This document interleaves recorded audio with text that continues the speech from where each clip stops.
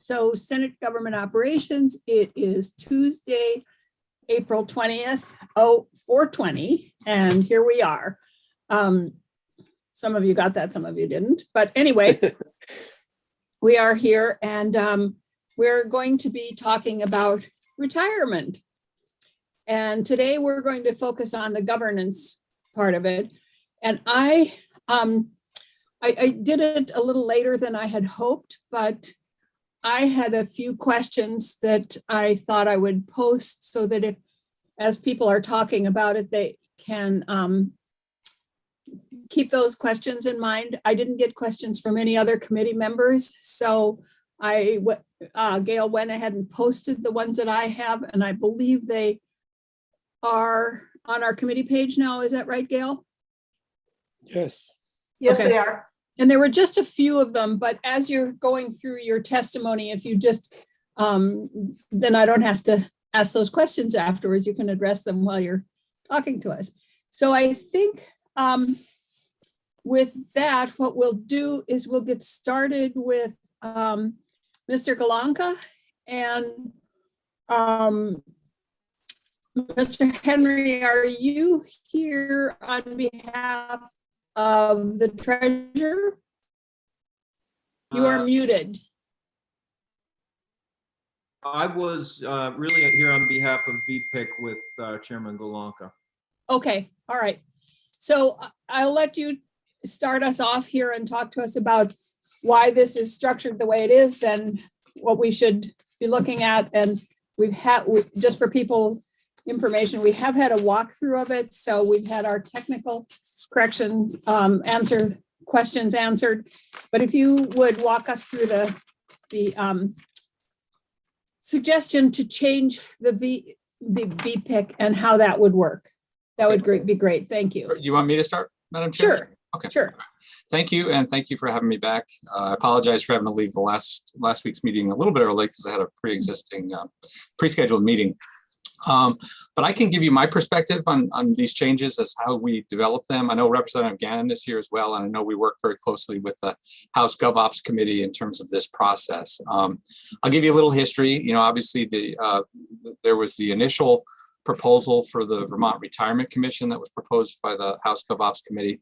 So Beth and I replied to that with our recommendations, which I've put all these documents on the Senate GovOps webpage under my name, so you can look at them and you can get to yourself the history of.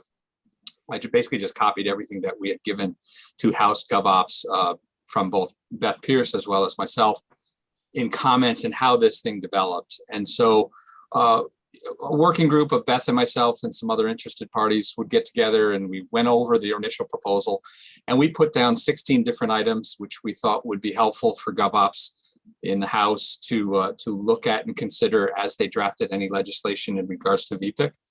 So with that, Representative Gannon took that and developed the bill. You'll notice in there, I also have some follow-up emails from VPIC. There was a VPIC meeting in the meantime where we looked over the proposed legislation. They approved those recommended changes unanimously. We left off at that time the discussion on term limits because we felt that was a little bit out of our, we didn't have time enough really to cover it during our VPIC meeting at that time. And there wasn't unanimous consent on that. So I wanted to give the House a feeling of, well, what ideas on this proposed bill were unanimously approved by VPIC or unanimously endorsed by VPIC. And then the other issue was whether or not legislators should sit on the commission, and we left that issue off as well. So you can kind of see some of the different emails back and forth in regards to specific questions that came up. There was a follow-up email from me, which finalized some of the final terms and some of the nuanced terms and reasons why VPIC and the treasurer and I felt that they were important to slightly alter some of Representative Gannon's initial bill. So from that, they came out with a bill, and I think it truly represents a good representation of both the House GovOps Committee work as well as Treasurer Pierce and myself. And we think it's a really good step in the direction of making VPIC more of an independent entity that works alongside the Treasurer's office instead of inside it. I asked Eric Henry to join us because he's our new Chief Investment Officer that we've had for the past 2.5 or 3 years now, Eric. I'm not really, time flies when you're having fun. I think we've made tremendous progress on VPIC, and I think these changes really help us, I believe, get to the next level. So I haven't had a chance yet to read your questions, but I can pull them up. Well, I'll just tell you what they were right now. Okay. Let's see, there's only one, there's a definition of independent, but as far as I can tell, there's only one place where it's used, and that's an individual shall be considered independent pursuant to this if that's the only place I found any place that talked about independent person. We wanted to have it in there. We limited it to, I think it's the governor's appointees to make sure that, because the problem was when we tried to limit other members with 50,000 beneficiaries and limiting it to in-laws and brothers and parents and siblings, you pretty quickly get to everyone in the state. And so we limited that definition to strictly the governor's appointees at this point. Oh, okay. All right, and I did have a question about what does it mean to be somebody servicing the plan? I mean, that's just a technical. I'd interpret that as being like an investment consultant, a money manager, maybe the actuary. Some of the private vendors we have a proxy voting relationship with an outside vendor. So it seems to be the vendors that we hire at VPIC. Okay. And then very kind of a stupid technical question I had is the chair is appointed by the other members, but there's no qualifications for what the chair should be. But then if the chair leaves, the vice chair does not become the chair. And instead there's an interim chair appointed, and that person has to be a financial expert and independent, but the chair didn't have to be to begin with. And I just wondered why. I'll leave that to Representative Gannon. Yeah, thank you, Senator White, for asking that, because that's one of my questions as well, is why are we requiring this of others but not of the chair, who is so important to have these expertise? Senator Polina? Well, just to continue that question, it's the same kind of question. How did 9 people appoint somebody that it's just wide open? Like, these 9 people haven't necessarily met yet. They have to meet each other and they have to pick somebody else to be their leader. It just seems like a pretty wide open process. Well, that's how it's worked right now. So VPIC right now is structured so the 6 members of VPIC at this point elect the chair, and they elect me through an annual process. We also go through an annual review process that's set up through VPIC policy. I think it works very well. You know, they do hire, you know, we had a vetting process. I put my name in that. I used to be a member of VPIC through my relationship with VEMR's. But I think it brings at that point the level of expertise, and it's actually a spokesperson for VPIC as well. So I think there's a multitude of reasons that the committee members might want to chair. I think mainly it's to represent them in places like this, as well as to reporters, as well as to help facilitate the meeting. And I think it's not just financial expertise. I think it's a combination of skill sets that they're looking for. But the chair is not appointed from among those other 9 members. No. Chair is appointed by those 9 members. That's correct. Okay. So maybe Representative Gannon, if you can just tell me very quickly why the chair initially doesn't have to be somebody with those qualifications, and why the vice chair doesn't take over, and why the new interim chair would have to have those qualifications. Thank you, Madam Chair. For the record, Representative John Gannon from Wilmington. And I'll have to be honest, I believe that was an oversight, Madam Chair. I believe that the chair should be independent financial expert. Okay, all right. Well, that's good to know. So thank you. Okay. Madam Chair, can I? Yeah, yes, Senator Rahm. Well, I guess while we're going back and forth, I mean, what problem would that be solving in your mind from the existing way it's done? Well, right now, if someone's supported by the rest of the committee to be chair, there could be a number of reasons that's the case, that they're a good leader, that they listen to everyone. So I'm just curious what problem it's solving. well, the problem it's solving is the lack that there was no requirement for financial expertise or independence.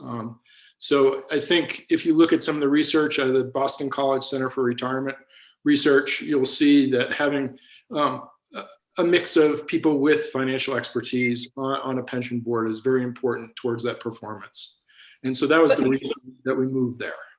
But as chair, I mean, which is more of a leadership. Well, I will have to say, I mean, if you look at the leadership under Chair Golonka, I mean, the financial performance VPIC of the pension plans is picked up.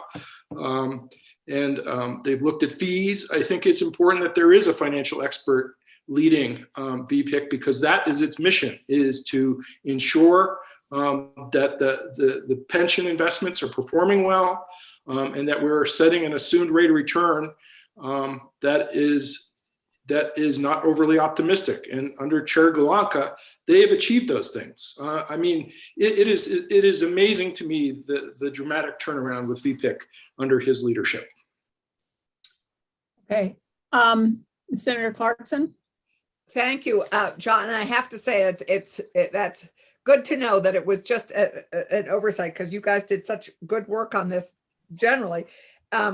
So I think that it's important to have financial expertise, but I think Senator Rahm is right. It also, a leader, there obviously need to be good skills that Tom himself referred to, leadership skills. So we can, I think, craft that in a way that would be additive and a little more fulsome. But financial expertise is certainly one of the many skills and talents that the chair should have. Leadership skills, good interpersonal skills, and good financial skills. All three are really important. And then I agree with you, Senator. The only other question, kind of nitpicky question I had, is explain to me again about why in some places it's an independent board and in one place it's a standalone board. Why isn't it consistently either an independent or a standalone? Well, this is Or new is it- language. So the goal is to move towards independence. So it Right. formally, or in the current law, it's a part of the treasurer's staff and treasurer's office. So we're moving towards the independence. I get that. And it said, that's what it says. Yeah. But when it talks about the consultant being hired, it talks about the consultant transferring it to a standalone entity. And that's my only question. Why use standalone as opposed to independent? Is that just a technical? I believe that's just a technical. Okay. All right. It's the same meaning. The consultant is going to look at, well, how are we going to accomplish the goals that we're looking forth now? Yeah, no. I got that. I just wanted to make sure that we were being consistent with our words. So Senator Clarkson? Thank you. Thank you. I guess are we just talking, are we able to ask all questions about governance at the moment, or are we still? Yeah. Yeah, no, what I'd like to do though is have other people weigh in before we get too deeply into the questions, to hear what the VSEA, the VTA, and NEA, Right. So what their comments about it. I look forward to that as well. I just, as we're talking about sort of how things are defined and what things are still needed, we talk about what expenses are paid for by the funds and shared equally in the funds.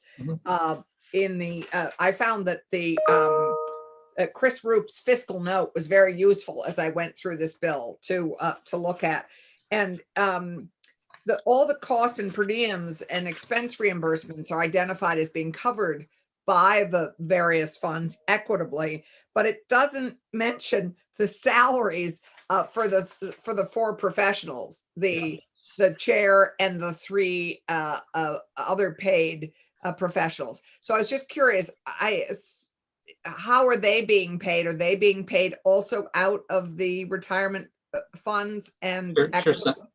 Senator, I uploaded a document that I'd shared with House GovOps. It's a annual fee review that we did last year. And if you go to page 4 of that document, it lists every single fee. You've got lots and lots of documents here. Which is the name of it? It should say VPIC manager and vendor fees annual review for 2020.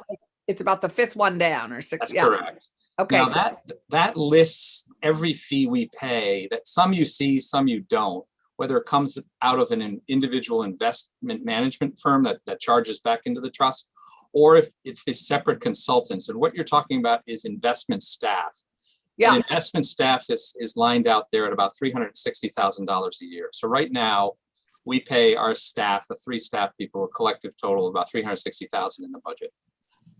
And that was as of last year. So Beth, you're here too. So maybe you may know other expenses and other staff that are allocated, but I just use the investment staff that we look at. And Tom, that's shared equitably from all the funds. That's correct. Yeah. The same way the per diem. Okay, great. Thanks. Because it wasn't. And there's more for pension benefit individuals that work in the treasurer's office. I just listed out the ones that we had here through the investment management side. Great. Thanks. Okay, committee, any more questions for Mr. Galanka? Treasurer Pierce, I assume that you're supporting this since you and Mr. Galanka worked together on it. That's correct. I apologize. I had the other Zoom link, so I was waiting to be invited in, and so I apologize for the delay in getting here. Yes, I do support it. There were some changes that are in memos from Tom that we think are important. Some issues around the definition of independence, although we support certainly the concept. I would like to just go back a step. You know, VPIC was created in 2005, and at the time, no one could agree on, who should be on it. It was a mess, and there was a gubernatorial veto of VPIC at one point in this, and ultimately the result was that we had a committee of 17, a committee of the whole. So everybody that was on a board got on. The treasurer at the time was on all 3 boards, so he only got 1 vote, but it was unwieldy to say the least. And we were concerned, frankly, with the original proposal presented to the House that went back to a 15-board group with a 2-tiered structure. It was unwieldy, and it was cumbersome, so that if you needed, for instance, to fire an investment manager, which we have had to do, and we on an emergency basis when things are going apart in the market, for instance, we've needed to do that quickly, and that structure did not allow us to do that. Hence, Tom and some discussions with other folks and myself, we put together what you see primarily in the House bill. So you see the pieces that we in one of the memos that was submitted that by Tom and with my support that we do that. And so we are in full support of this. Again, I think that having a 10-member board instead of the 15 2-tiered structure that we saw is important. I would like to point out when we went from the 17 board, when we went from the 3 retirement boards having oversight of the investments to VPIC in 2005, we saved $1 million in fees by doing that immediately. And the estimates back at the time, and it's a little difficult to compare apples to apples when you're changing investments and consolidating. But the estimate at the time was that increased return by about $45 million. So I think we're on the right track. In 2008, there were changes to get rid of that 17-member construct. We had a consultant come in. He was affiliated with University of Oxford and Harvard Law, so I think his credentials were very good. And he came in and did a study, and we made the changes, as I said, to the 7-person board, the 6 plus the one that is elected. So it's very similar to now. And we have had an investment chair that's been a professional in both cases since the inception of VPIC. Again, I think that this current structure is very good. And as we look forward, I think that Tom has done a fantastic job, and I think he should get a lot of credit for that. Over time, we've done a number of things. We've simplified the portfolio. And again, I have one vote in it, but the committee as a whole and with Tom's leadership, we've used more passive management where it makes sense. We've reduced fees, we've increased transparency, and we've added staff. One of the comments I've made in numerous testimonies to the legislature is we should have at least one staff per billion. And at 5.3 billion, we're not there yet. But I think we recognize that VPIC is growing. The economies of scale, when we looked at this in 2008, weren't there to spin off VPIC. But I believe very strongly that it's time to build on those successes and to have VPIC stand alone. We are going to need to make some budgetary changes. Unfortunately, given the timeframes on this, we're not able to. I don't believe at the pace that the appropriations bill is moving to make some budgetary changes this year. But I would hope that we could put some language in there about the intent to do that and to make that move after the consultant study in 2000 in fiscal year 2023. I would also point out getting this question about investment staff and how that is how the expenses are allocated. We have since 2005 we've had a timesheet allocation process in the office. So the staff, for instance, in retirement will record how much time they've spent in defined benefit with the state, how much in defined benefit for the teachers, the DC plan, and so on. And I do the same on an aggregate basis, as well as other staff. And so that, for instance, 18% of my time or something might be related to investments. I don't have the figures in front of me. So that time is allocated to the pension systems. And that time is total.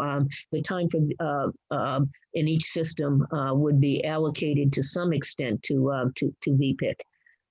We allocate on the basis of assets under management for the purposes of investment funds. For the purposes of other pension expenses, retirement counseling and the like, it's a three-part piece: assets, time, and the number of the population of each plan. And we developed that, as I said, some years back. So that will get to the point. So we're going to have to disaggregate some of that, and that will take a little time. And we want to see the consultant report. But I think that it makes some sense. And again, I want to compliment Tom and the VPIC as a whole in the numbers that we've had. Now, when you say numbers, everything's endpoint sensitive in investments. You have different economic cycles, whether you hit it in a boom or whether you hit it in a recession period, whether fixed income is doing well versus equities. But our numbers right now for the period ending 12/31/20, we're in the top third of the country for our 7-year returns, in the top 19% for our 1, 3, and 5-year returns. And you have to be careful. As I said, it's endpoint sensitive. I saw one published report that said that took the period of 2008 to 2018. And frankly, that included the Great Recession. And so you would expect some not so great numbers. 10-year numbers from a performance side, I don't know, Tom, off the top of my head, whether we hit the 7% in the 10-year numbers. I know we did in the others. Through December, we were at 7.24%. For the 10-year.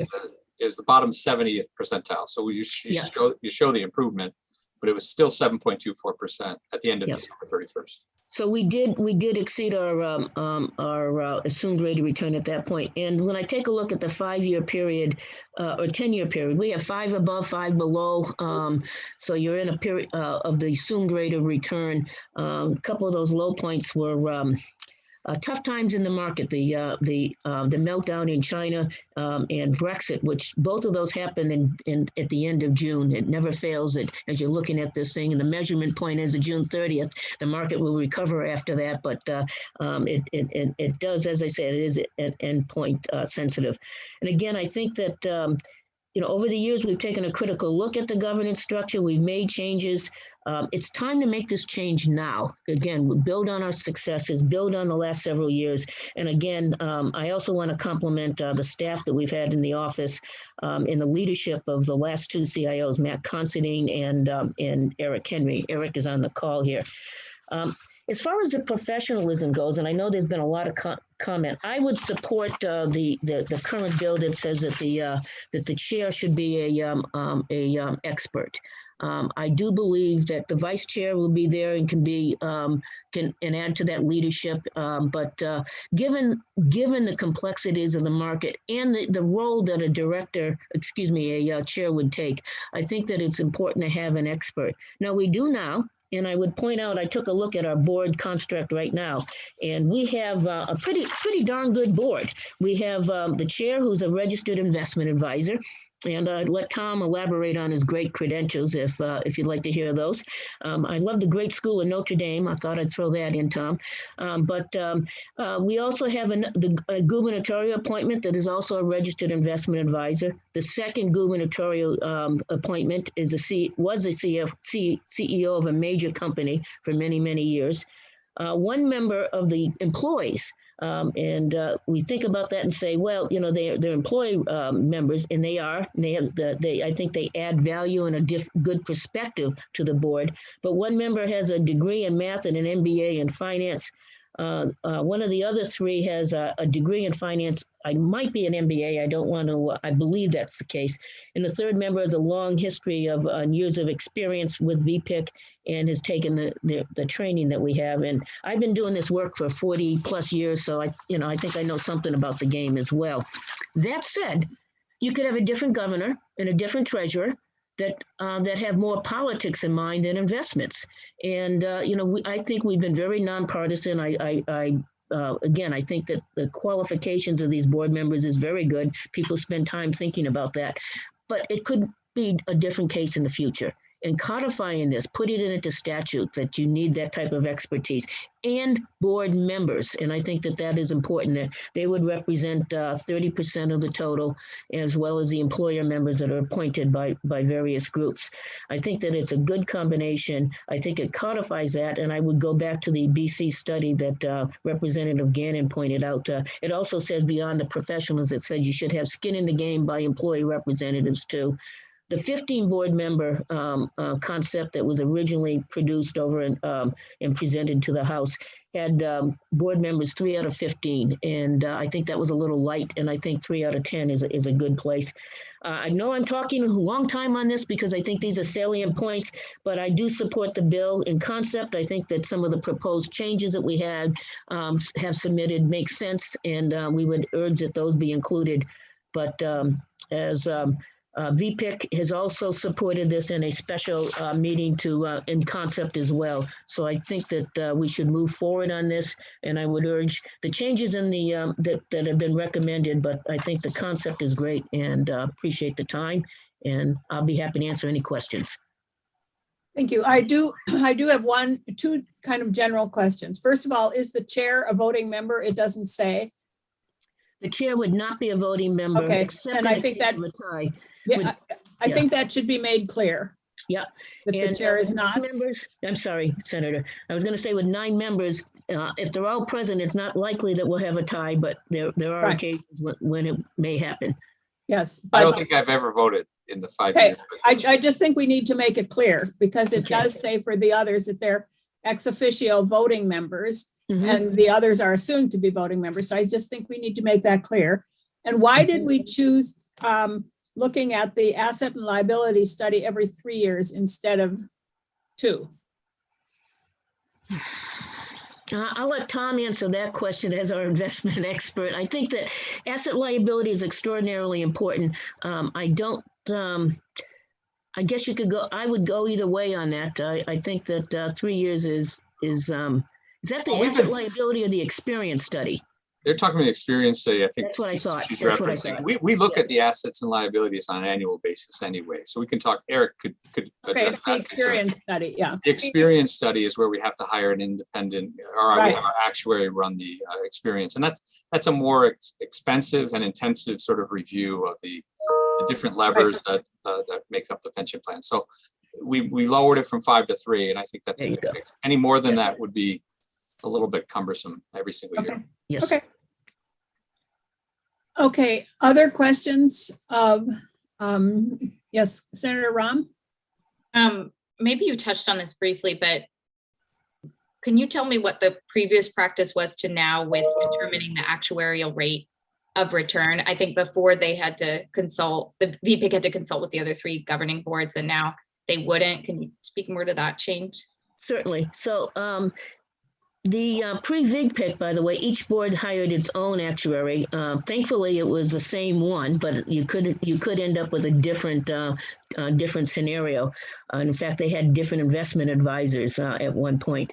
Under VPIC, what was created was a joint process. So it's a joint session. So all 3 boards in the investment committee are present at the same time, and so each convenes its meeting, and the actuary will go over their data.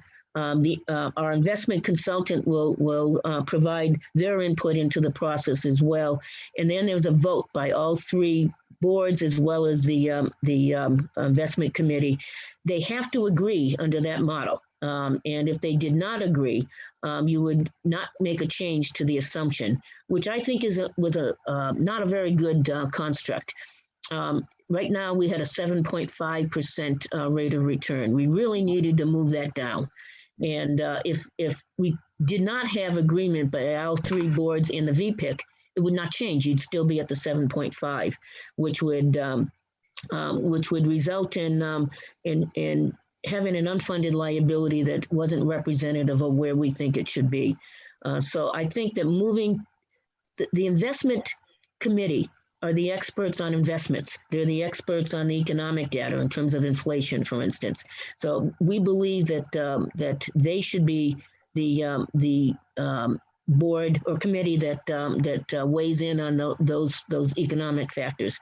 But the boards would continue to employ the actuary for the purposes of looking at other types of pieces that are a part of the actuarial assumptions: mortality, retirement experience, staff turnover, staff salaries, disabilities, and the others, so that they would retain the responsibility for the non-economic actuarial assumptions. Thank So you. then- Yeah. My lingering question still is the number of employee representatives would still drop about 12.5%, right? Going from 4 out of 10, 3 out of 10 3 out of 10. instead of 3 out of 7. 3 out of 7, that's correct. It's well within the range of the BC study, and it is certainly an improvement over the original proposal submitted to the House of 15 members. We think it's representative. You also have 3 independent members that are selected by the League of Cities, the Vermont. I'm trying to remember the correct term for the Education Association, and the third one is for the state would be ex officio, the Commissioner of Finance, and I think that overall it's a good mix. So you got 3, 3, and then 3, including the secretary, the Commissioner of Finance. So the governor would have 2 appointees, and that would be an ex officio appointee. So the governor would have 2, the employees would have 3, the employees or the boards themselves would have 3, and then you and plus myself to equal the 9. So the governor has 2 plus, and then there's 1 that's part of the employer. It does, my interpretation of the current statute, and I would support this, is that it's not necessary for the boards to elect a member of their committee. In other words, the members of the committee, the employee and the retirees, in the case of the municipal, the officials that are on that, excluding the treasurer in all 3 cases, could elect someone who's not a member of the board. And that's the case now. We have two of the elected employee representatives that are selected by employees, but are folks that are no longer serving on the retirement boards. And theoretically, and both, as I said, two out of the three, the three total, have significant finance experience. So it's not necessary that they pick one of their own members, and I think that's a good idea. They may look out and say, this person who works with the employee boards, testifies, or we're familiar with him or her from our, I usually say her or him, through our employee groups, would have the qualifications to serve on the board and would be a good member. Thank you. So can we jump to, I'm going to jump to Jeff Fannin, if he is there. I see his name and I see his little microphone off. So Jeff. Thank you, Madam Chair. For the record, Jeff Fannin, Vermont and EA. Thank you for giving me a few minutes to talk about the VPIC governance structure. So as the treasurer just pointed out, this is an improvement over the 15 person board, VPIC board, that was originally contemplated. However, I think there's some refinements that can be made that would improve the structure. So, both Representative Gannon and the treasurer spoke about the Boston College report.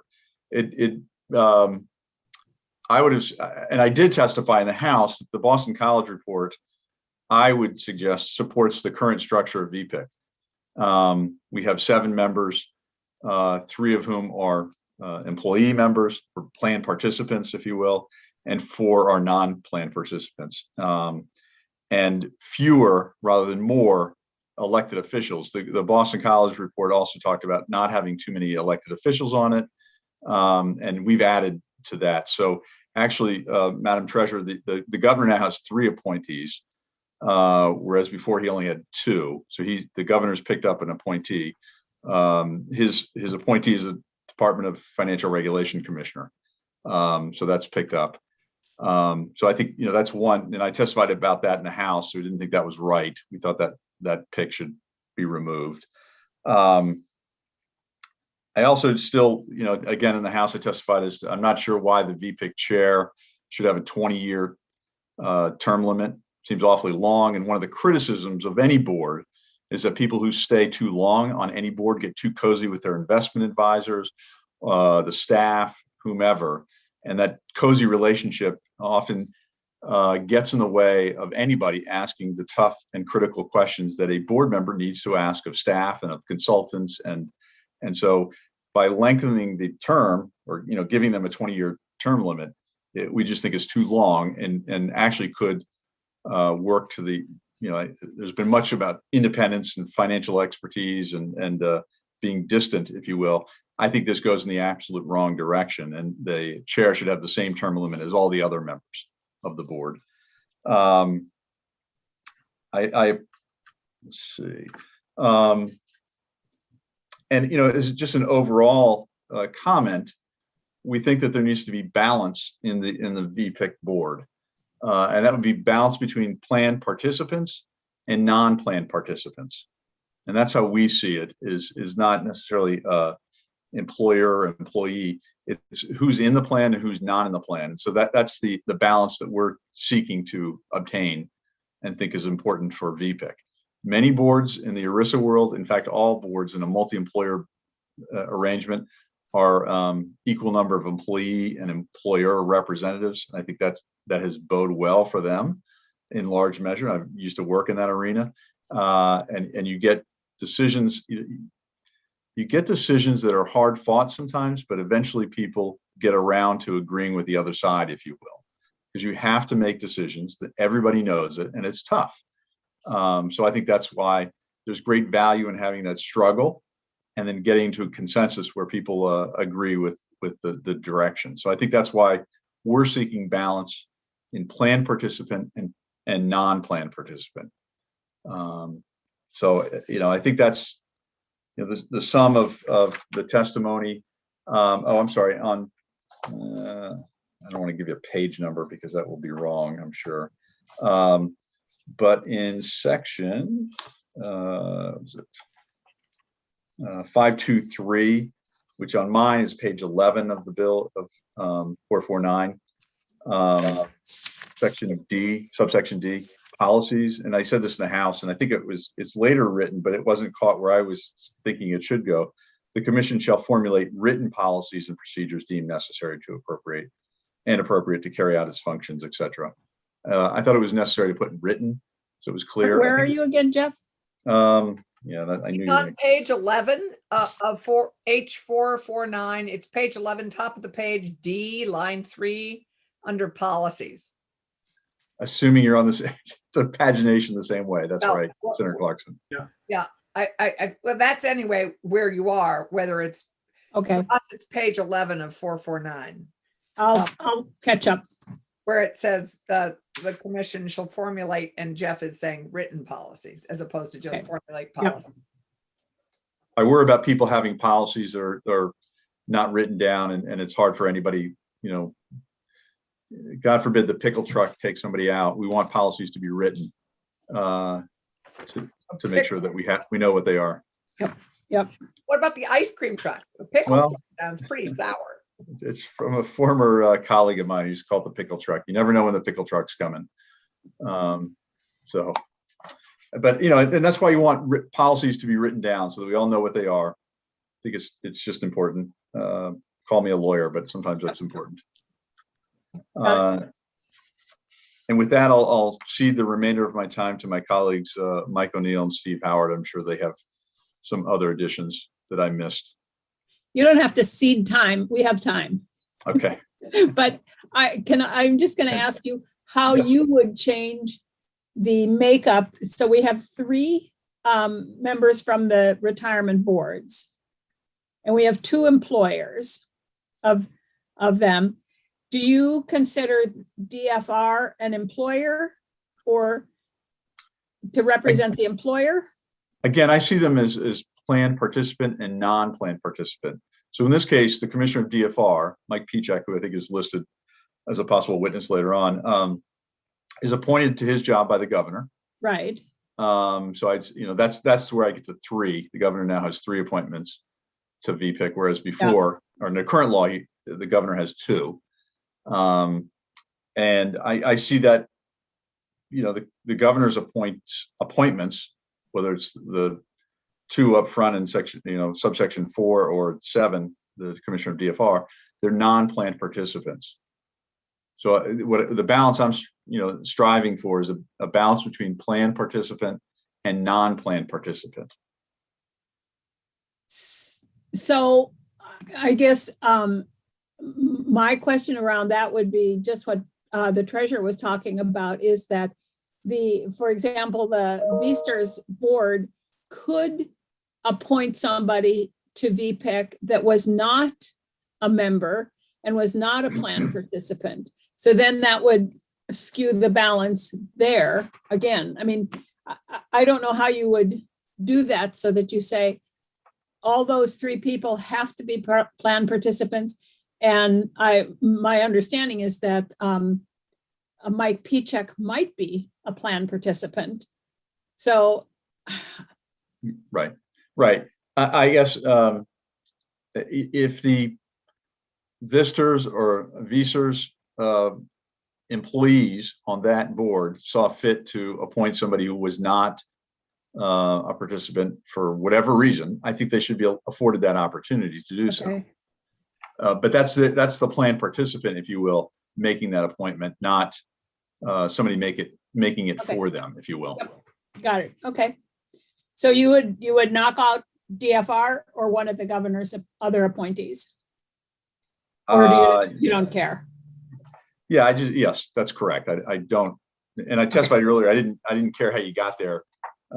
It's just trying to strive for the balance. Yep. Okay, great. I got that. Any questions for Jeff? All right, so Steve, no, I'm gonna go to Mike because Mike was last time. So Mike, Thank you, Madam Chair. Good afternoon. My name's Mike O'Neill. I'm the Executive Director of the Vermont Troopers Association. I don't think I'll take a lot of time up today. Jeff, I think, has covered a lot of this stuff very well. We're in agreement with the proposals that will, bring professionalism and expertise or improvements that would be brought to VPIC. Anything that's going to improve the performance of these funds obviously is our interest. One of the problems we've seen over the years, obviously, with the unfunded liability is coming from the performance of these funds. So we support any changes that are going to accomplish that. Our concern is exactly what Jeff just talked about, is the balance on VPIC. And I think he phrased it well, in plan participants and non-plan participants. How these people are appointed to be on the committee is what is important to us, so that there is representation equally from both sides, both the employer and the employees. I would agree. The governor having 3 picks is too many, because it leaves just 3 coming from the employee side. The governor's got 3, and then the other employer representatives are there. So I don't know the best way to accomplish this and what the right number should be. Maybe 10 total isn't the right number to get to where we have the balance there should be, but that's the concern that we have. Other than that, we're pretty comfortable with the rest of this. Great, thanks. Any questions for Mike? Steve?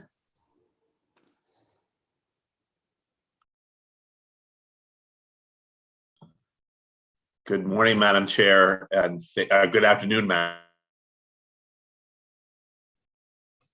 Am Chair. I freezing, or is and Steve? members of the committee, thank you for the opportunity to We're freezing. Is it me again, or is it Steve? It was Steve. It's not you, it's Not Steve. you, it's Steve. Okay, so I'm Frozen, Steve, you keep freezing up. Uh-oh. still frozen. Yeah. Let's see. Let's try this. Hold on one second. You're okay now. There, am I there? Yeah, Oh, good. Thank you. I don't want to be frozen for long. That's for sure. Thank you for the opportunity to testify on, and I'm going to limit my comments, obviously, to the governing portion of the governance portion of the bill. We're not that far off from what you heard from the NEA and from the VTA. For us, you're going to hear a Oops. repeated theme on this section, on the next section, about equity and balance on these committees. So what the VSEA would prefer is that there be an equal number of appointees from the plans to the folks who are not appointed by the plans. However you configure the folks who are not appointed by the plans, really, we don't have a strong opinion about, but we think it should always be equal and balanced. And the reason for that is because, as the Boston College study did say, skin in the game does matter. I believe that study also said that the more, it may not be that study, but I certainly have heard Jeff testify to this, that the more women you put on investment boards, the better the performance. So that, the skin in the game does really matter. And I think that's something that's it's an important value. What we proposed in the House, in our testimony in the House, is that there be a 6 employee group appointments plus alternates, and then 6 managers. And just to go to the chair's question, from the perspective of the state employees, anytime the governor appoints somebody, from our perspective, that is management appointing someone who they control. So whoever the governor may be, whoever she may be, if she appoints someone, that person is working for the manager and is there to represent the manager. And from our members' perspective, that is our member's boss, regardless of what department you work in. Ultimately, all state employees work for the governor. So that, I think that's just a concern. Right now, VPIC is pretty balanced. It's 3 folks from the plan and 3 folks who are not on the board, on any of the boards of any of the plans with the independent chair. We think that's fine. We don't really think that governance, I'm sure, had some influence on how the investment returns came out. It really, I think a lot of it, and I've heard the treasurer say this, and I hope I'm not saying anything she wouldn't confirm. A lot of the investment return results were things that were not in control of VPIC. And so it's a little bit of moving the chairs on the Titanic to say we have to reconfigure the whole thing. And as the chair has said, as the chair of VPIC has said, we're doing quite well with the reforms that they have made. So, we're not against making those changes, but we want to make sure that there's fairness and balance. That's the biggest thing. A couple of other small things. We respect the members of the General Assembly. We think they have expertise. We think as long as we have a citizen legislature, we shouldn't be blocking out people who are either in the legislature and serving on VPIC, or who are elected to the legislature while they're serving on VPIC. Certainly the folks who have the kind of skills that are associated with members of VPIC, we could use in state government, in the state legislature. So we don't think that's a real change that needs to be made. We're okay with the independent VPICs, the study about the independence of VPIC, and we just there was some language in there about a residency requirement, which I don't know if it survived in this bill. I'd have to check on that. But we did note in our original testimony that if members of the VSEA serve on any of these, serve on the VSERS board or are chosen to serve on VPIC, we have a number of state employees who live out of state, some who live in Canada. And so we don't want to disqualify anybody. I'm not sure how important that is, but I just thought I would point that out. We're okay with the more frequent experience study. And then I don't know if you want to talk about, well, I think that goes into the next section. It says in my notes VPIC, but I think it's really about the task force. So I think I'll just leave it there. That the really important thing for us is fairness and balance. And while I enjoy all of the references to the Boston College study, I would just say to you that institution gave me a degree. So I don't know if it says anything about their credibility, but you might. Forget them. You might want to just factor that in.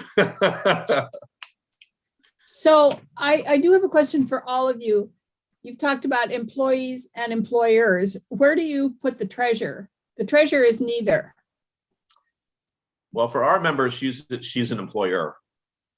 We have members who work in the treasurer's office, who report to the treasurer. So she would be counted, much as we love her, she would be counted as a manager from our members' perspective.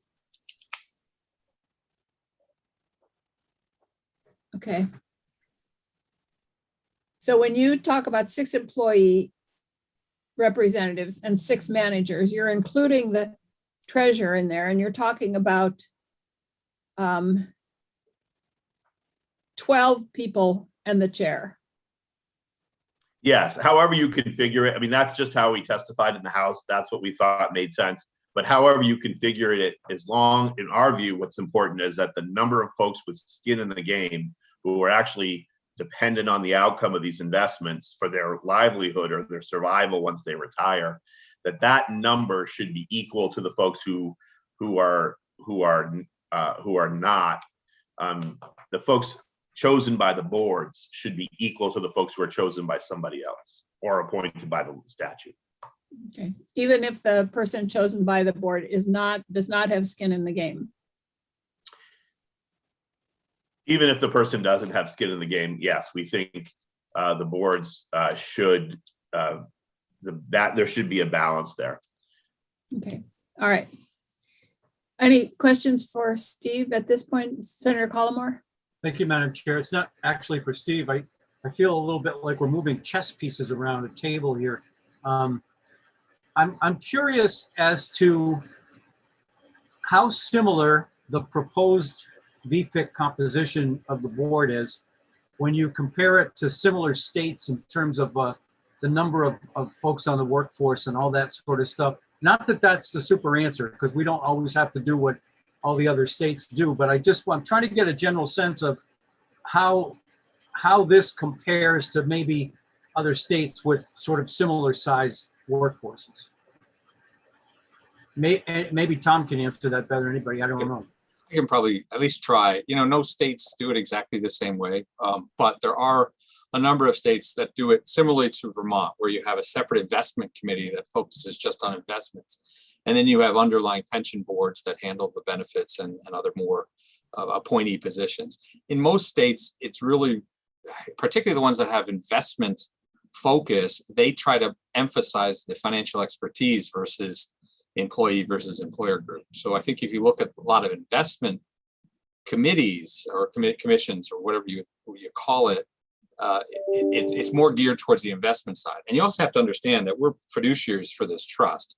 So no one comes to this board and tries and says, well, I'm wearing my hat as an employee or employer. And we actually give our members fiduciary training, which we did this past December.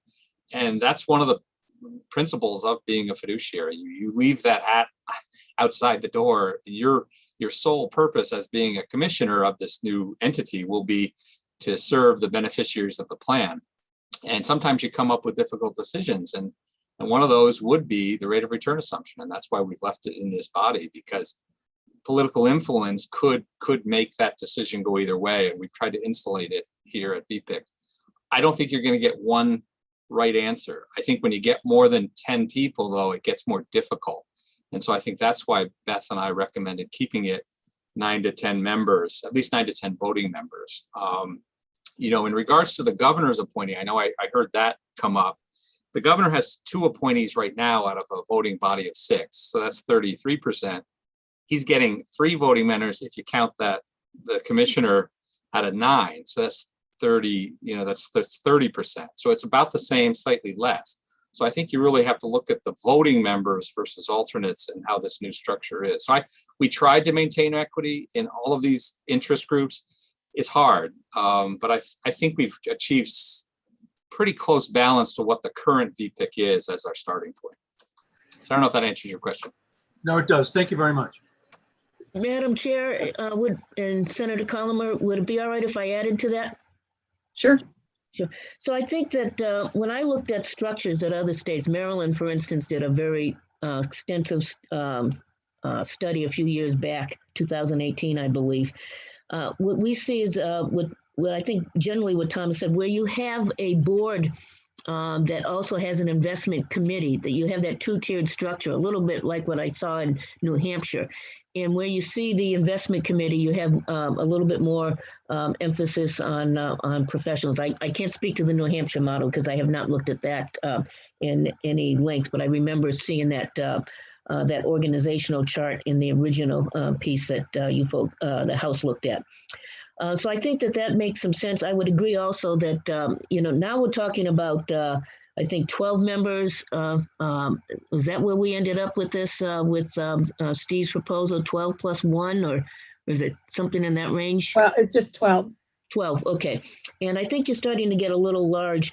The problem I have, the governor does have 2 plus 1, as we said. It has 2 direct appointees and then the staff position. And it does say DFR. I don't know how Mike feels about that. I think no offense to Mike, because I think he's exceptional and I want to compliment what he's been doing also during the COVID crisis. We had originally written that as the Department of Financial, Commissioner of Finance and Management, but that's up to you folks, and that's up to, the administration and how they feel there, and both are extraordinarily qualified. But I have a hard time figuring out how you would get a state employer representative without that. And I know that Steve just characterized me as a state employer. I think that the treasurer is much more independent than someone that might be an employer member that's appointed. I'm going to backtrack on that, appointed by the governor as a staff position. But I think that, the intent was to have the treasurer as an independent financial person who's looking at the state finances as a whole. But those points can be seen in different ways, and I respect that. But I do think there's balance here, and the committees that I've seen that are structured with that board, they do take an emphasis on the investments with their investment committees. And there are several boards, as Tom said, that totally separate investments from the board activities as we have. PRIM comes to mind, Massachusetts Plan, and SWIB. You like the names, the State Wisconsin Investment Board. And I think that spinoff is extraordinarily important there, that and having that independence. I know I'm kind of going off track to Senator Colomer's question, so I'll stop there. So I do have I want to jump right now and then go back to this issue, but I want to jump to Mike Pichek, to the commissioner, being, of course, a superb commissioner here, being a Brattleboro boy and all. But so Commissioner Pichek, if you could just tell us, when I read this and I said, why would the commissioner of DFR be on here? And maybe you can enlighten me about that. Well, it's a good question. I maybe had similar questions myself when the most recent version of the bill came out, but I can't speak to the specific reason that we were included, on the House side. So, I can't give you that answer. I can sort of make some points as to why, DFR certainly has the general capabilities, and traditionally the DFR commissioner would have the capabilities of serving well on this committee. Our department regulates the securities industry. We regulate the investment advisor, broker dealer communities. We often work with the SEC and FINRA on policy development, whether that's, the fiduciary duty standard, whether it's, other lesser important policies. So we have great familiarity with the regulation and with the industry generally. And, I think that background and knowledge certainly would be there regardless if it's me or a different commissioner in the future. So I think that's probably why we were selected, would be my guess. Okay, I guess that helps me. Senator Clarkson?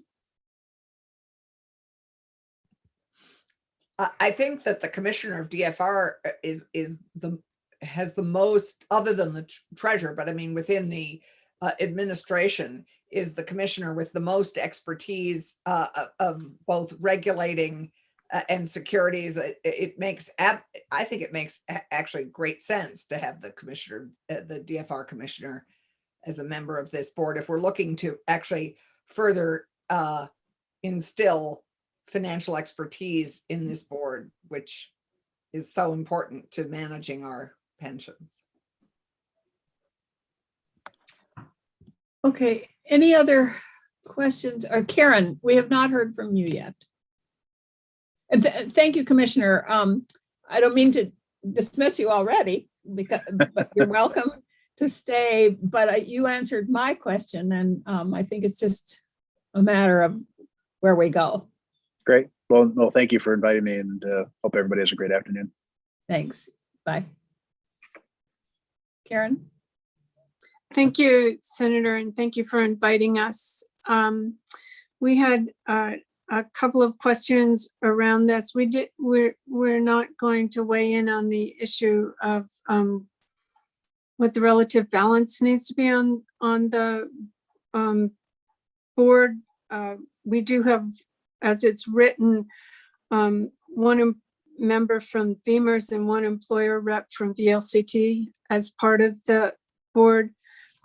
Just a couple of comments, because a lot of these issues have been addressed already, but we were struck, as was Jeff, by the chair serving not more than 20 years. That does sound extremely long, and all the comments that he made regarding that kind of tenure resonate with us. We've actually had that situation in the past on the VLCT board and had to change our bylaws to address it. And then on page 13, I think, and this may be a question born out of lack of familiarity with VEMR's, even though I'm going to be using it sooner rather than later, is what's the actual relationship of this commission to the governing board? So VEMR's has the 5-member governing board with the treasurer, 2 employee reps and 2 employer reps. They've done quite a good job for municipal employees over the years. So that may be a question for the treasurer, just to edify us a little bit. Madam Chair, is that, would you like me to respond? Sure. So when you look at this, again, back in 2000 and prior to 2003, the boards, the municipal, state, and teachers board were doing both investments and the benefit structures and administering the benefits of the plan. And what it resulted in was some inconsistencies from board to board. As I said, different investment consultants, different asset allocations, although some of that would be appropriate when you look at the funded status. Different investment managers doing the same thing. And by combining the board and pooling, and then we eventually got to, one investment manager in the appropriate space representing all 3. That resulted in a reduction in fees, because when you pool the assets, you get break points. You get, let's say it's 20 basis points cost for the first 50 million. It's 15 basis points for the next 100 million, and so on. We took advantage of those, and as I say, you had $1 million of fee reduction the first year. So I think that separating the two, as long as the boards get to appoint somebody and have a voice in that, makes some sense. We see that those specialties are very, very different, and different sections of our office support that. The benefits are supported by the retirement division, and the investments are supported by the investment staff working with Eric Henry. And then you get my time and Michael Clausen's time, my deputy, and others proportioned across all of those depending on what we do. So they're supported by different groups in the office because of the expertise. And again, as long as these boards have the ability to appoint a member. And although people talked a lot about the report on attendance, and that's and the reason that is there is so that in the training is so that the boards can keep an eye on their investment representative to make sure they are in fact attending the meetings and taking the requisite training. So they get that report once a year. It's not intended to be the investment report. We've got a multitude of reports. We have performance reports, we have actuarial reports, we have experience study reports, we're adding fee reports on those things, but we think that particular report just lets them know, gives them a, are they attending the meetings, are they doing their job? If somebody's been attended 4 out of 12 meetings, you might want the board to have a conversation about that. And if they've done no training over the last 5 years, that would be a problem that the board might want to rectify in its next appointment. And thank you, Treasurer. And one other sort of, I guess, similar question regarding the reports on every year after 2022, this is on page 13, the Commission submits the House and Senate Committees on Government Operations report on performance of each plan. What does the House and Senate Government Operations Committee do with those reports? What are they going to do with those reports? Like, would they have the capacity to override the decision-making of the other governing boards? In terms of the investments or the benefits? Or, I mean, what do you mean override? Take different action than the governing boards might have proposed or wanted to take. Senator Polina, did you have it? Yeah, well, it seems like the report would be of decisions already made, so we couldn't go back in time and change those decisions anyway. I had thought, and I could be wrong, but I had thought that the purpose of that was so that we could keep on top of what's going on. Yeah. So we don't all of a sudden find out 10 years from now that we've been falling behind for 10 years and nobody told us the sort of situation we're in. So I thought it was just to keep an eye on where things are going and maybe voice our opinion from time to time. But it would be too late to change those decisions. It might give us an indication of what decisions we've made in the future, but it'd be more to kind of keep tabs on how things are going. All right. Well, thank you. Thank you for that. That's helpful. So those were really all the comments that we had on the bill right now. Thank you.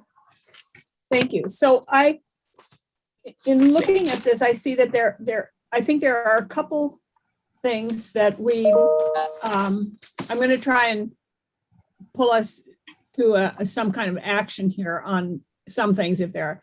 We need to add some language around the qualifications of the chair, around financial expertise, leadership ability, whatever we think should be in there. And we can work on that. Then we need to look at the 20-year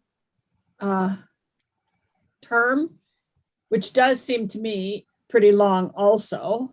Yeah. And I know it's 20 years and both, so you could be 12 years as a member of VPIC and then 8 years, the way it looks, as the chair. So that's the 20 years, but 20 years is, anyway, so that's another area that we need to look at. Yeah. And clarify that the chair is not a voting member. And then we have the issue of the balance. Have I captured where we are, Senator Clarkson? No? I have those are all the points I have. There was a question about the language of intent from the treasurer and the written policies. Written policies. Yeah, and then we have the proposals that are in a memo. There are additional proposed amendments that the treasurer and the chair have suggested to us, which is a fairly longish memo that we should take a peek at. But I don't think they've included all their recommendations for amendments in this testimony so far. Have you? But that was let me give some clarifying, if I may.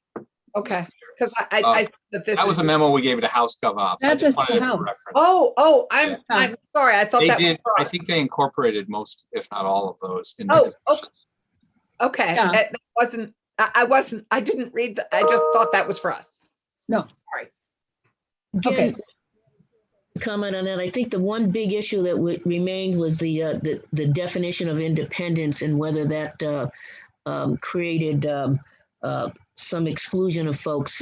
So we would recommend taking a look at that.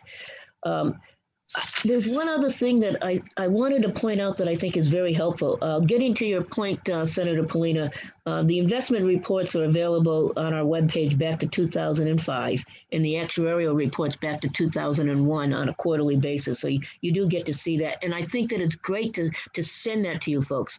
But I think it's more important to send it to all the members.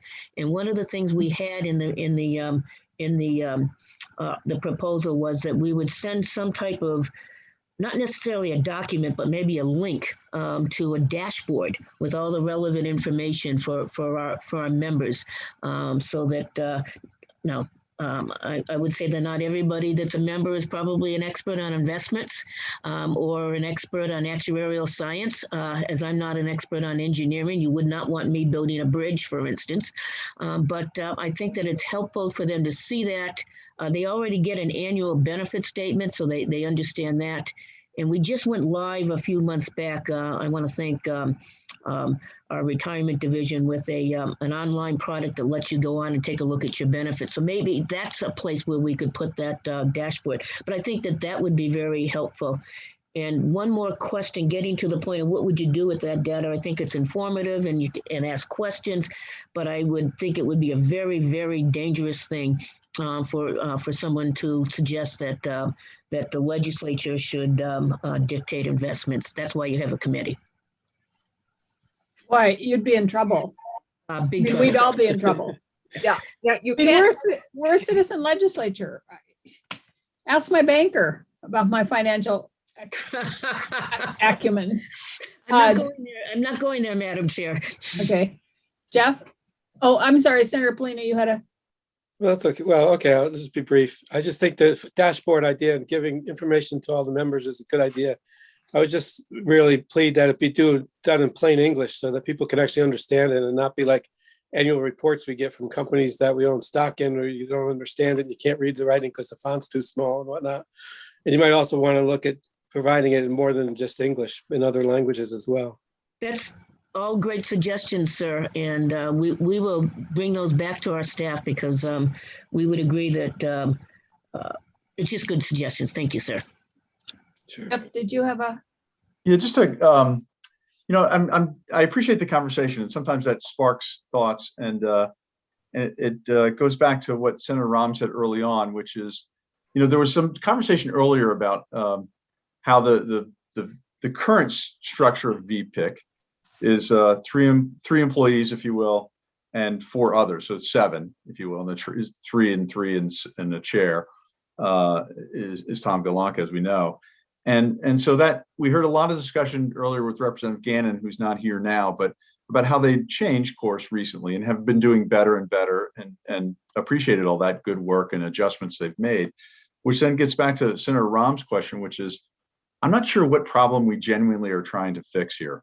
And I get it. We want more experts and we want better independence and we want to share the reports with plan participants, and a lot of that can be done right now without statutory fix.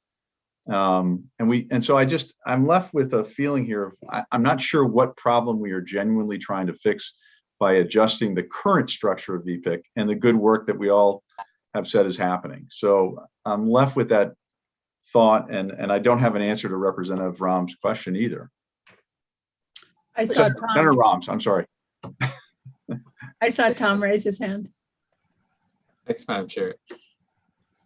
Originally, when they made the initial proposal, I thought the same thing. Why change what's working? But I think you got to compare this. VPIC has changed so much over the past couple of years, and my goal really when I took over as chair was to basically make us more professional and make us more, not necessarily independent with the treasurer, but work in collaboration with the treasurer's office. And so I view this as an opportunity to basically get us to the next step. I don't really view it as a negative, these changes. The numbers aside, whether it's 3 here, 2 there, I think they're generally the same. I know you can argue one or the other, but I think these changes will allow for internal staff to own the investment choices better and to provide better advice for the ultimate board.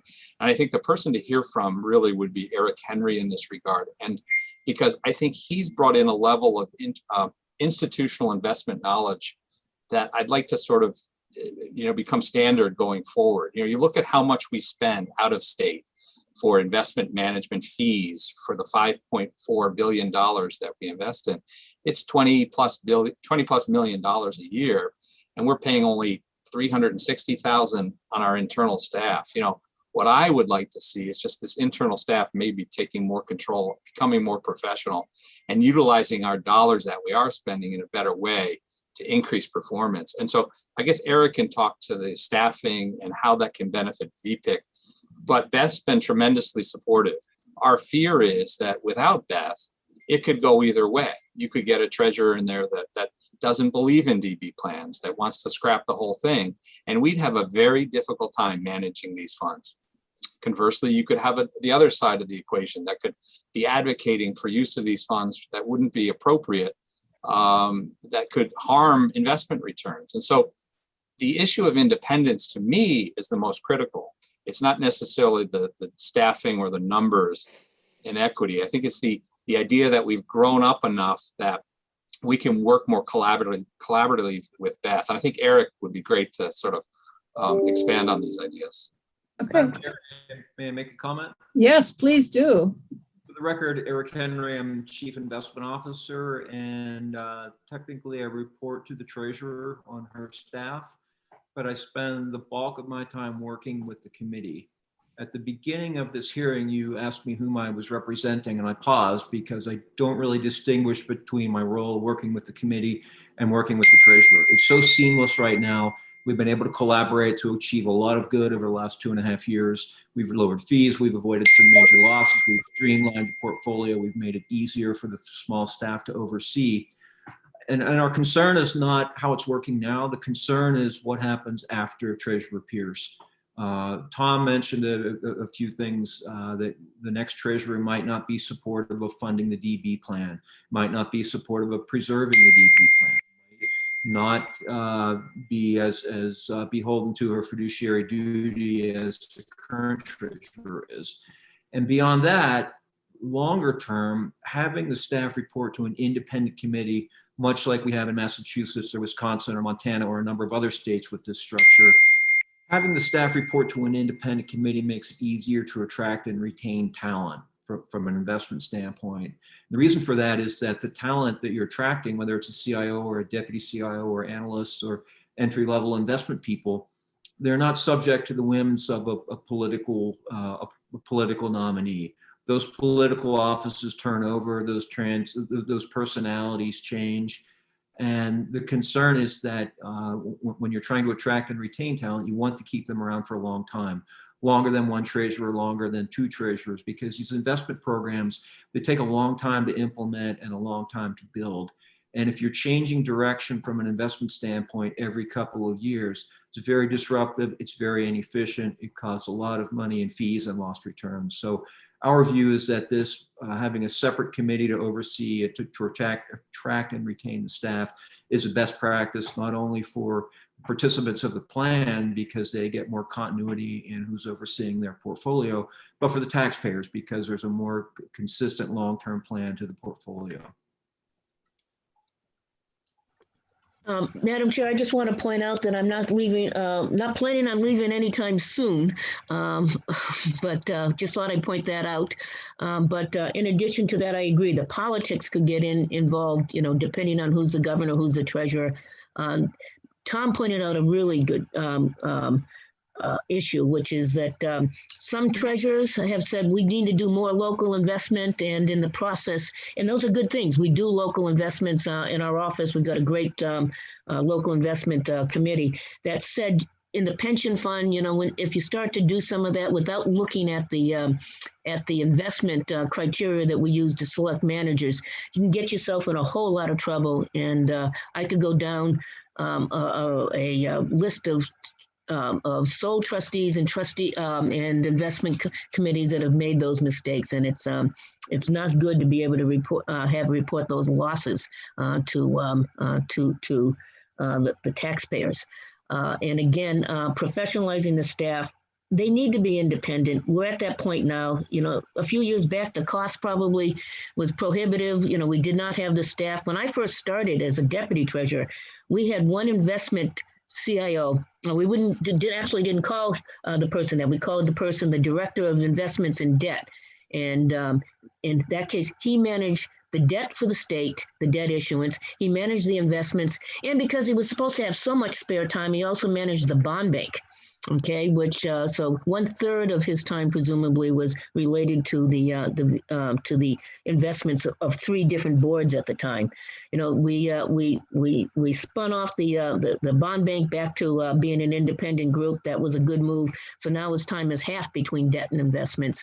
And by the way, I keep saying he because we have a lot of he's in there. I'd love to see a lot of she's in this group as well.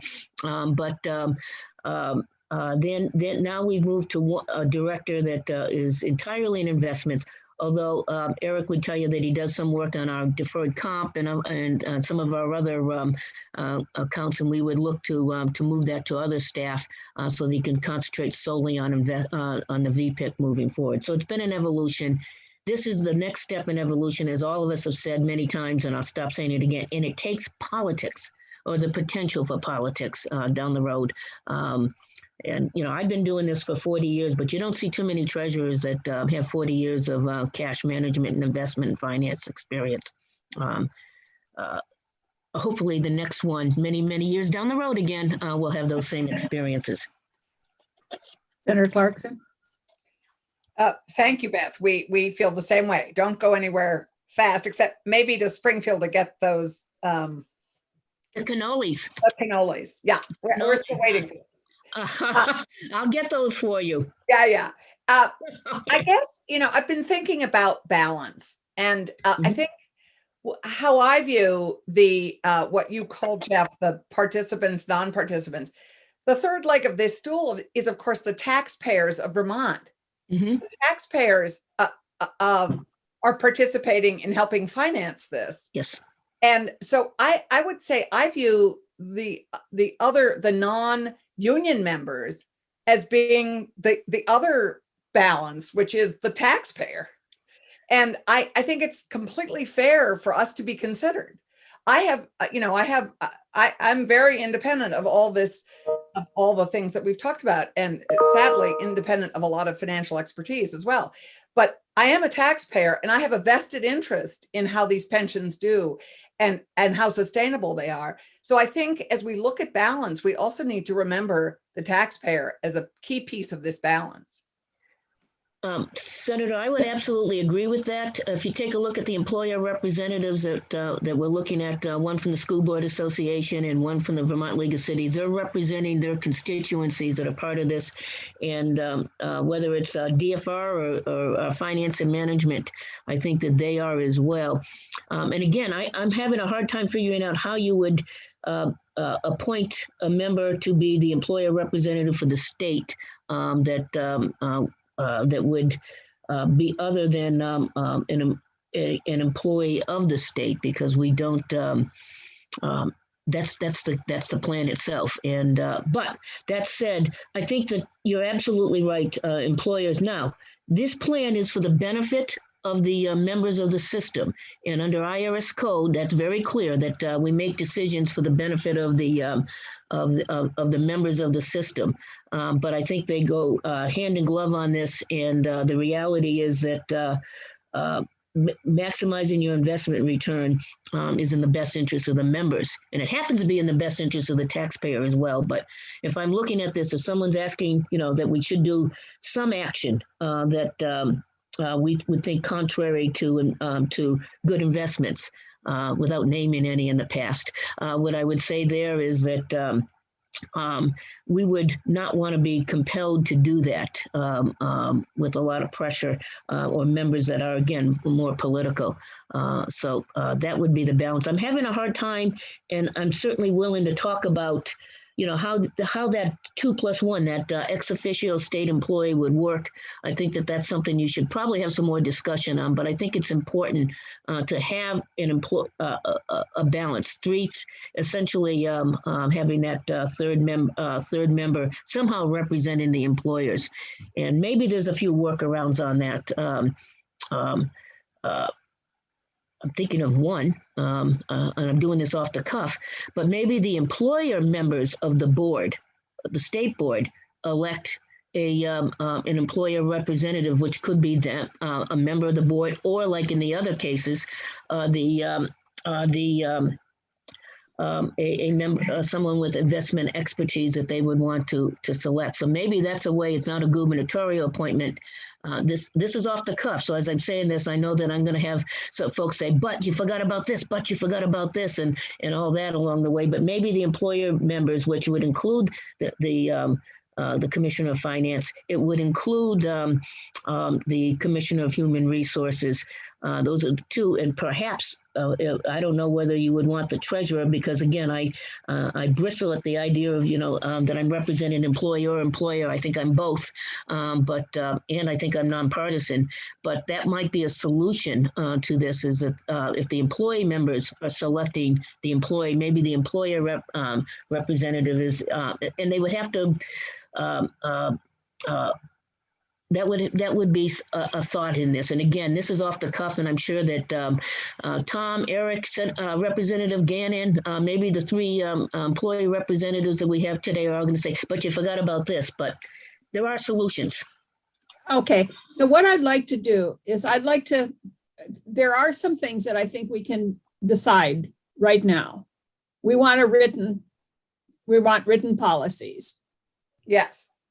We want some to write in some qualifications for the chair. Okay, have we? Yeah. And we think that 20 years might be too long.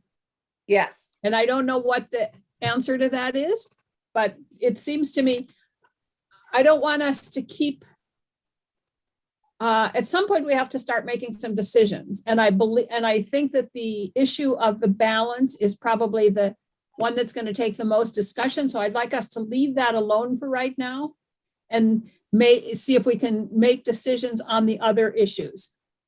Well, Madam Chair. Yes. I hesitate to say this, but the bill is not actually formally voted out of the House yet. So, I have some concerns about our making final decisions before we see the final bill. I don't know that we will ever see a final bill. And I'm trying to be, to figure out here the timing and what we're going to do, because the suggestion is that we may want to come to some decisions and put it in the budget bill. If we do that, we have to have it done. We can't wait. They're not even going to vote it out of the House until a week from Friday. That's right. And So we have to have this done by Friday. We have to have this done by next week, regardless of what the House does. And I hate to say that, but that's just the reality of where we are, I think. If anybody disagrees with that, let me know. But we don't have time to have a House bill come to us, then make changes, then send it back to the House. Right. No, it won't happen this year. I realize that. I was, okay. So that's why if they get a bill out to us tomorrow, then we can change whatever decisions we've made. But I'd like us to try and get rid of some of the issues that we've been talking about so that we can focus on the other issues without constantly kind of going off on tangents. So, Madam Chair. Yes. So just a couple things I wanted to say. One, I'm not sure if you're talking about setting aside balance on both VPIC and we're only talking about governance right now. We're still just talking about governance. Okay. Just governance. We're not talking about the task force at all today. Okay. So I didn't know if you meant this week or what we're talking about. So for tomorrow, today, we'd like to try and make some decisions about governance. Yes, and the things that I think that we can all agree that Jeff's suggestion about having written policy is good. Mm-hmm. Okay. If I could just say before we move on, I don't mean for this to sound like some kind of principled stance in opposition to Senator Clarkson, but I just want to say, educators and state employees are taxpayers, they're paying into this plan, and they are, working for decades to have some retirement at the end. So they're investing in a lot of different ways in the outcome of this fund. And so I don't think we can move on without that being said.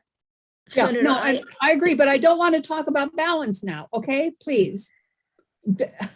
I don't mean to get excited here, but can we please come to some decisions about some of the things that we seem to agree on, and then go back and talk about the balance issue and where we might be with that?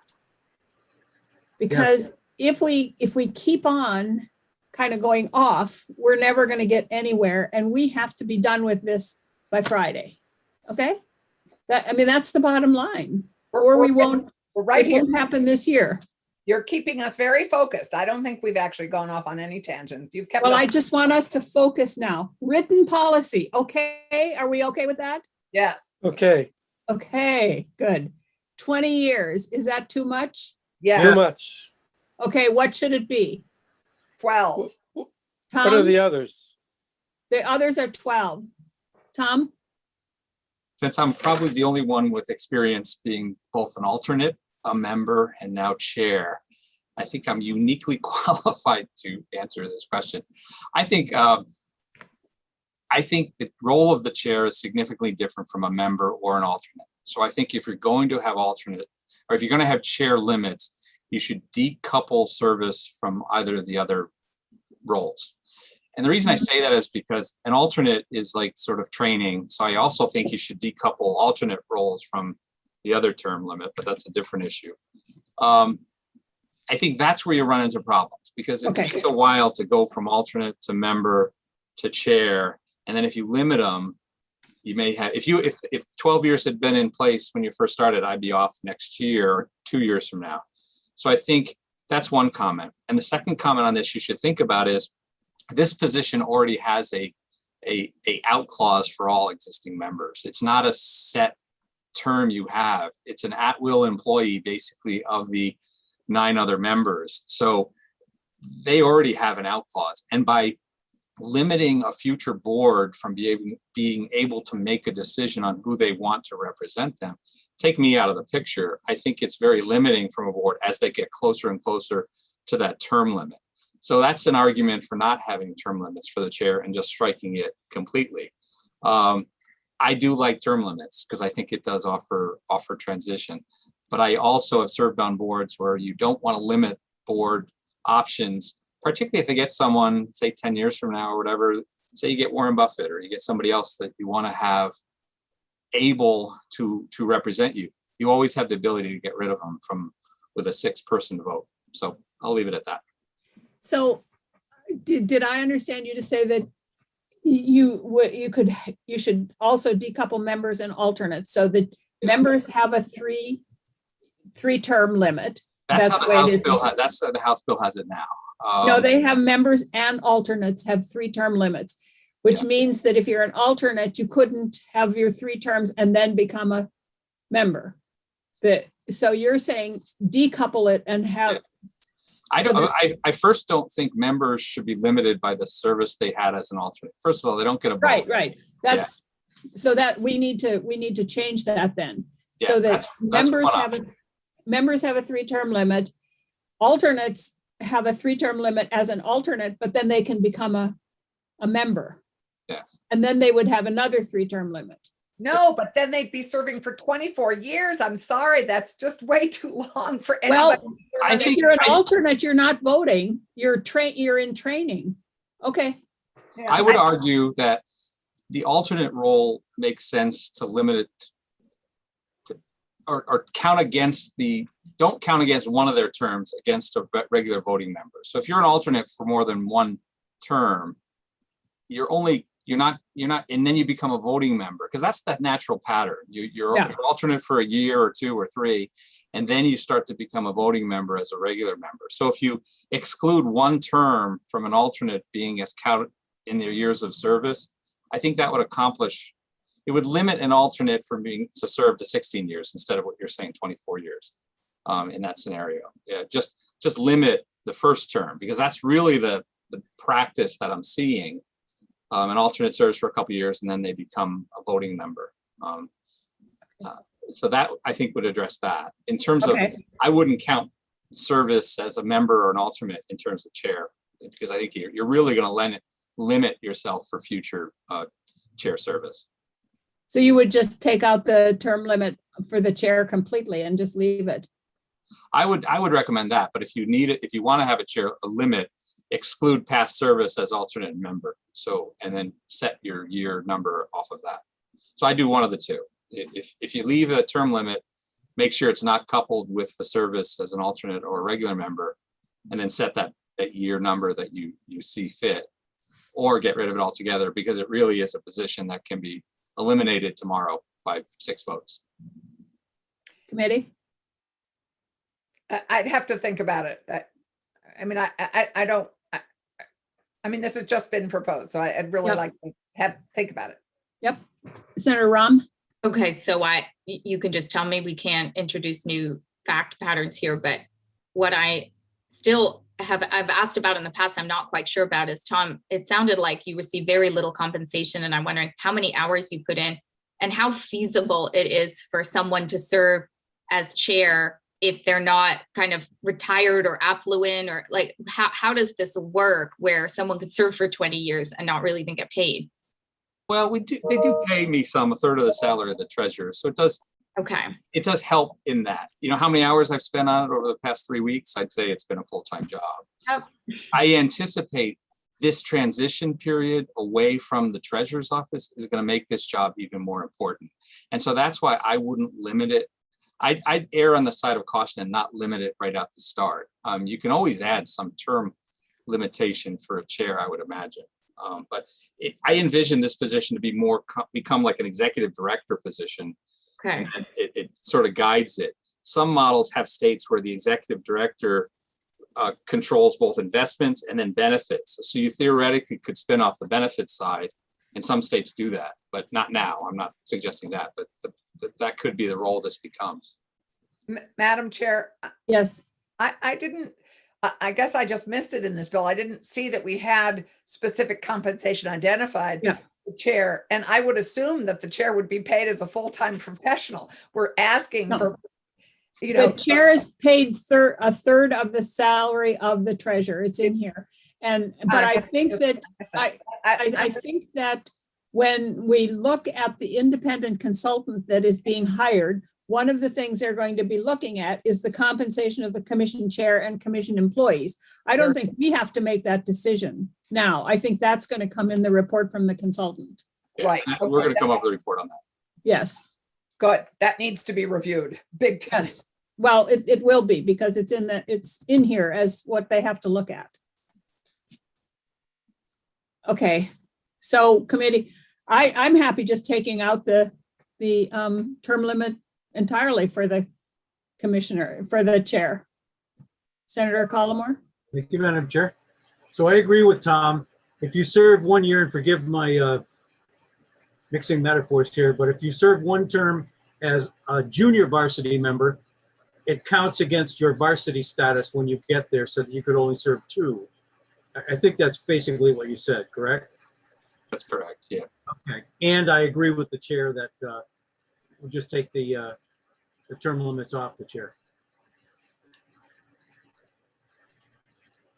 Senator Clarkson. I think if I am a big supporter of term limits.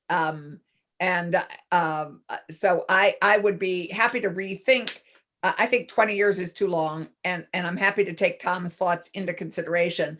But if we're doing term limits for the rest of the board, I absolutely think that we should be looking at a term limit. I really think that it's too long to serve at the head of any organization. I just think that's too long to serve as the head of an organization, and it needs to be, I just think it needs to be shaken up a bit. I just don't see that. So I need to think about that too. Okay. All right. Yes, Ram. I mean, I think as long as there's a 1 to 3 year review of the chair, and there's really strict protocols for conflict of interest or misconduct of some sort, I think that's what counts more than the length of time overall. We currently have an annual review, and Beth can attest to that. We have it every December. And are issues of misconduct, et cetera, in the bylaws, or are those all in statute? We have our ethics policy that we agreed to. That's part of the new policies that we're looking to add in or strengthen under a new VPIC that's separate from the treasurer's staff. So I anticipate that would be a priority that we'll work on. And we've been talking a lot about ethics in this committee. If there's some kind of ethical violation that's currently found, does that give the other board members the ability to review the service of the chair, or what happens if there's an ethical violation? Senator, Tom leaves the room when we evaluate him, and then he gets the feedback. But we would look at that. It hasn't happened, and I can't recall a member, but every year we review our policies as well. We have a conflict of interest policy. We have an ethics policy, training policy on what type of training you can have and who pays for it. And last, we have a disclosure that we do each year, to certify we have no conflict of interest. If something were to happen, the board, as Tom just pointed out, or the committee, excuse me, would have the ability to say, see ya. That this is, and they could do that at any time because the chair serves at the pleasure of the committee. If a staff person had that problem, we would deal with that immediately. And members are required to disclose any conflicts as well. And I think that's so. There are repercussions for the members in terms of their ability to vote for a particular investment manager or something like that. But I think that's something we would want to take a little further look at as we go forward in terms of what recourse you have as we develop that policy.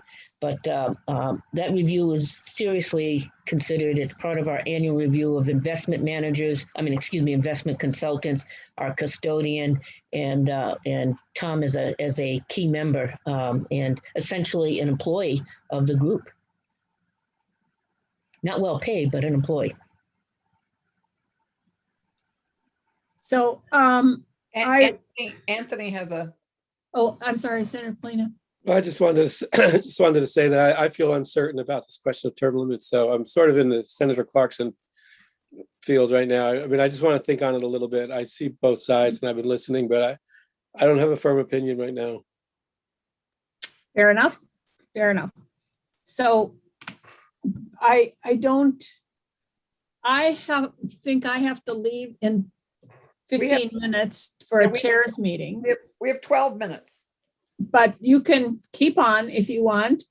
And I think that I didn't quite understand Beth's comment about redefining the independent. I don't know if you meant the independence of or if you were saying that they did it in the House, they redefined. I don't want us to deal with the way the bill was as it was introduced and then go from there. I want us only to look at what is in front of us now, because it gets confusing here about what changed in the House, because we don't really care. I shouldn't say we don't really care, but we don't, because we have in front of us what we have in front of us. And so like Senator Clarkson's confusion with all the amendments, she thought they were for us, but they weren't, they were for the House. So I don't know if you meant, Beth, that we had to redefine independent person or the independence of the council, or if you were talking about how they changed it from the way it was introduced to the way we have it. And you're muted. Sorry about that. I think we'd like to look at the independence of the members, the employer members, for instance, and the experts, that they whether they have a conflict, whether a relative is in. That is in the definitions. Yes. Are you saying we need to relook at the definitions? I think we want to make sure. I think I'd like to have an opportunity with Tom and Eric to take one more look at that and make sure there aren't any unintended consequences. We have, I'm not trying to be, we have legislators who are also retirees. And we have different folks that have, you folks go through a process of looking to see if you have any conflicts or independence. So I think it would be helpful for us to take one more look at that. We'll do that in the next day. We won't hold you up. Yeah, if you have changes in the definition of independent person, then we need to know what those are. I think they changed it. They changed it for our biggest concern, which was excluding member spouses from working for a school district, and it would exclude them from participating. Yeah. So I think that's out of the current bill, but it is helpful that the language is a little legalese and it's sometimes hard to follow, but we can take one more pass at it. Yeah, take one more look at it and then get back to us, and whatever changes they made before, we don't care about. And then we need to look at the balance. And I'm going to suggest that if you all want to keep talking about that, you can do it as long as you want. I have to leave at whatever time that is, 3:30, 3:30. for a chairs meeting, which I don't really want to go to, but because I think I'd rather stay here and have this discussion, but I'm going to throw in my one comment about balance. I understand the need to make sure that this is a balanced thing, but the term negotiation was used. And on the VPIC board that deals with investments, I don't think it's an issue of negotiation. The employee representatives should have the same goal as the employer representatives to make the best investments possible for the beneficiaries. And I don't think that if you can't start having sides on an investment board, as I see it. You need to all be devoted. I was the president of United Way for a while, and one of my favorite members of the board was David Dean. And there were right-wing Republicans, left-wing Democrats, and everything in between on that board. And what he used to say was, when we come into this United Way board meeting, we check our political hats at the door. We do not bring them in with us. We're looking at the best thing for United Way of Windham County and for our residents. So I don't see the issue of balance here as a negotiation. It might be a little bit different on the task force, but here I don't see that. But anyway, that's my parting thought. Senator Clarkson. So my parting question for Tom is, do you actually have a value of consensus decisions on the VPIC? Do you agree to consensus on the VPIC board? Most definitely. I guess to my answer that I've never had a point where I had to break a tie in the 5 years. So we really take advice from our hired experts, whether it's our investment staff, and that's where we've been moving more towards, where we take more advice from our staff to counterbalance the investment advice we get from our consultant. And so we have discussions and disagreements over certain investments, but at the end of the day, it becomes a consensus decision. Great. 99% of the time. That's a value you employ. That's right. Yep. That's important, I think, as we think about this. Yep. So, committee, yes, Anthony, Senator Polina. I don't think it makes sense for the committee to stick around if you and Senator Clarkson are both going to leave. It just seems like we could use our time otherwise. Oh, well, you might make some really good decisions without us. Yeah, then we'd have to change them, right? No. Just kidding. So we have this on again tomorrow from 1:30 to whenever we end. Okay? Okay. So tomorrow, what I'd like to do, I think, is start with the task force conversation. That'll give us time for Beth and Tom to relook at the definition of independence. It'll give us time to look at the issue of term limits for the chair and kind of cogitate on it for a little while. And then at the end of the discussion on the task force, then we can come back to this issue, because then maybe we'll have some language from Tom. I'll get to Ameren and have her come up with some language around the qualifications for the chair. And I guess, Tom, if you would like to help her with some language around qualifications for the chair, just to put something in here. Sure, I'd be happy to. Okay, and then and we'll add Jeff's little written word in there. Thank you, Jeff, for something that was somewhat simple to make a decision on.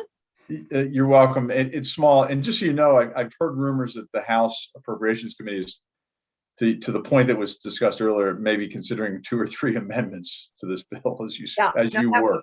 My point is, like, let's see what they include too. Yeah, well, and we'll take that up, but and we'll know what their amendments are tomorrow. So, and we're listening to our Appropriations Committee. So we're gonna do what they tell us to do. So does that make sense, everybody, to do it that way? Sure. And then if there are other issues that come up between now and then, I guess it would be good maybe for us to get those listed so that we can then have some answers, both on the task force question and on the governance question. Okay, Okay. thank you.